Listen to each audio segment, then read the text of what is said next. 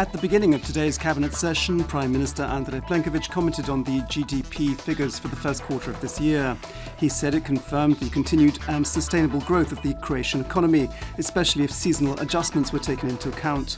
Last year, the Easter holidays fell within the first quarter, and if that had been the case this year, then Finance Minister Zdravko Marić has said that GDP growth would have been 3.4% and not 2.5%. Prime Minister Plenković today also announced that by next Wednesday the European Commission would complete the procedure for the co-financing of the construction of the Pelješac Bridge. He said Croatia would receive €357 million from the EU budget for this project, which would be implemented in 3 stages between 2017 and 2021. The government today also adopted the EBRD strategy for Croatia until the year 2020.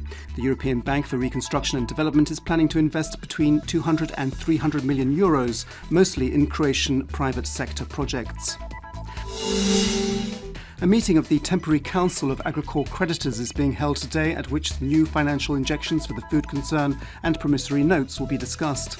The government-appointed restructuring executive Ante Ramljak has said that €220 million is needed to keep Agricole afloat. The unemployment rate in the European Union in April fell to its lowest level since the end of 2008. According to data from the EU Statistical Office, Eurostat, unemployment fell by 11% since last year. 197,000 Croatian citizens are registered as unemployed, which is 54,000 less than the same month last year.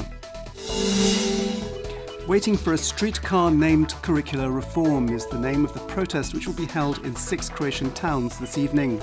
The protest, which is being held exactly a year after the first one, will begin at 6 p.m. in Zagreb, Split, Rijeka, Zadar, Poreč and Karlovac, and is demanding the resignations of Education Minister Bavo Barašić and the President of the Commission for Implementation of the Education Strategy, Dijana Vican.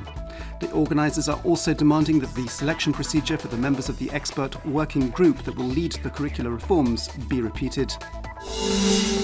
Zagreb's annual international street performance festival, called Cest is the Best, got underway yesterday.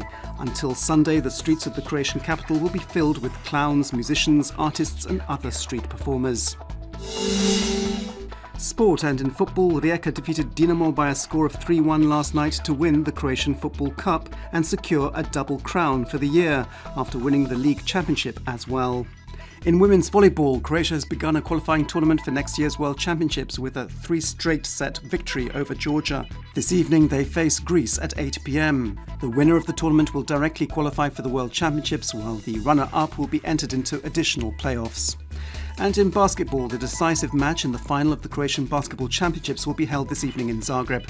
In the best-of-5 series, crosstown rivals Cibona and Cedevita are tied with 2 games each.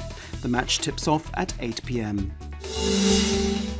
This afternoon's forecast calls for sunny weather on the coast and in the Istrian and Dalmatian interiors. In northern regions it'll also be sunny, but there will be some cloud development and there will be rain showers and thunderstorms in places.